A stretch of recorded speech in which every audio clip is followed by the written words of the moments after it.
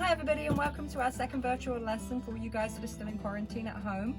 We're going to be teaching tacking this evening, and this is Wembley. If you've never met Wembley before, Wembley actually grew up at Ride On in Thousand Oaks. He was there for the first 10 years of his life. He used to live in Bjorn's stall all the way at the back of the barn. Wembley is a PMU rescue. We've had him since he was 10 months old. Wembley is already groomed today, so the last lesson that we had was all about grooming. So you can see that he's super clean, and we've taken great care to make sure that the area where we're going to put his tack, which is his saddle and his bridle, is super clean. So that being said, let's go ahead and check out our tack that we're going to use today. Okay, so this is the tack we're going to use today, and you can see that we've got it in a nice safe environment here. We haven't left it on the ground, and we haven't just left it lying over a fence where it could fall down very easily and spook our horse or get damaged. Our tack is very expensive. An English saddle can start at anywhere from about $2,000 and go up from there. Tack is normally made of leather. Two reasons for that, or lots of reasons for that actually. Leather is very smart, it's very durable, and also for our bridle it can break very easily. So if we're in a situation with our horse where it gets dangerous or they get stuck, leather is a great option because it can break. Leather also lasts for years and years if you take care of it well, but you do need to oil and maintain and condition your saddle on a regular basis, preferably every time you ride.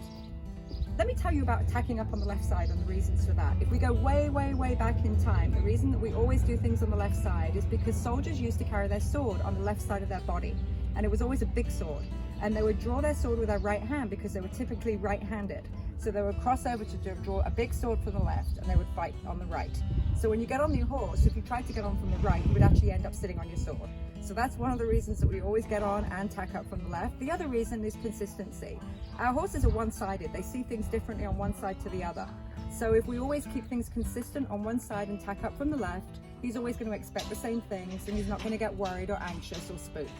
So that being said, let's head around to the left side of Wembley and get started. So we're just going to gently place this over his back, just like this, all the way up on his withers.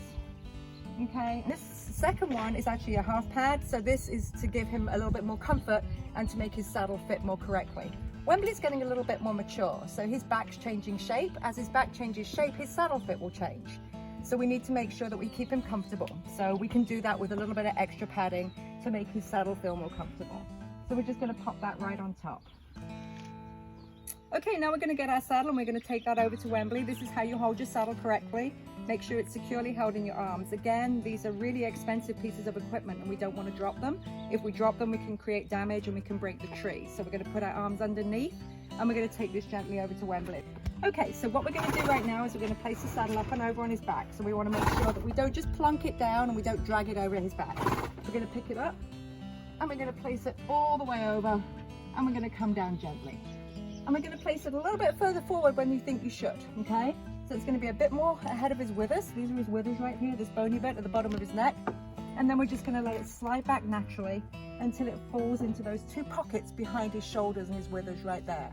And then we're going to make sure that these are our billets, are safely pulled away from the saddle flaps, and pop them through the loops right here. And we're going to do the same thing on this side. We're going to put the billets through the strap, okay?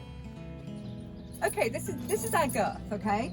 Now this is a dressage saddle and it only has 2 billets. Oftentimes with an English saddle, you're going to see 3 of these leather straps, 3 billets, but you're only going to see 2 buckles. Couple of reasons for that. 3 billets, oftentimes you can use that in an emergency, so if one of your billets snaps while you're out riding, you've got a third one. But essentially those 3 billets are to make sure your saddle fits properly. But the important thing is if you've got 3 of these, that you make sure that you put them in the same order on both sides. So if you've got 1, 2, 3, you use the first and the third, and the first and the third on the other side of your horse as well.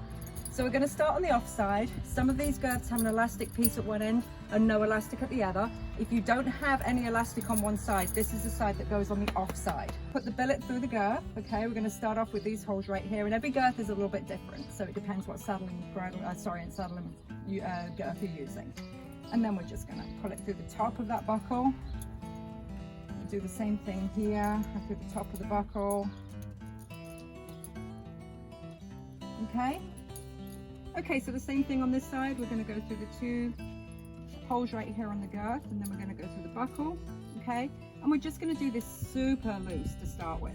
Okay, you really don't want to over tighten your horse's girth right from the get-go.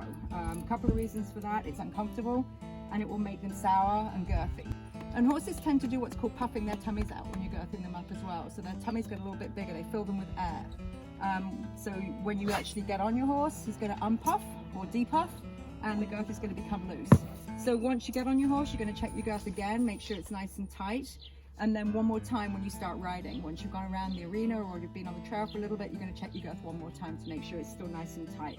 And your girth keeps your saddle on, so it does need to be tight and snug, okay? Okay, we're going to get to the bridle now. So bridling is a little bit more tricky. It's something that you need to be quite confident with, and you need to have lots of knowledge about. All right, so let's go ahead and put the bridle on to open his mouth. Let's go ahead and just bring it over the top of his head right now. Bring the noseband under, and then the bit right up into his mouth. And then we're just going to bring his ears one by one into the bridle, just like that. Okay? And then we're going to bring his forelock out. And then what we do is we go ahead and we tighten up the noseband. Just going to do up his flesh right here.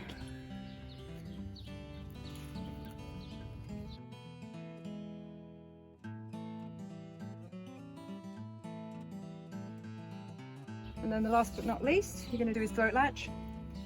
Okay. And then with this throat latch, you want just about a fist of space right here. Okay, so then we can go ahead and just undo his halter. And then Wembley's ready to ride. And again, we're just going to make sure we check his girth one more time and make sure it's nice and tight. Right here. And there he is. So thank you very much for joining us again tonight for this virtual lesson.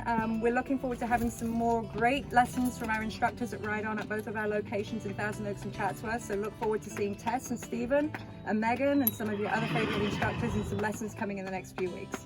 Thank you guys, and bye.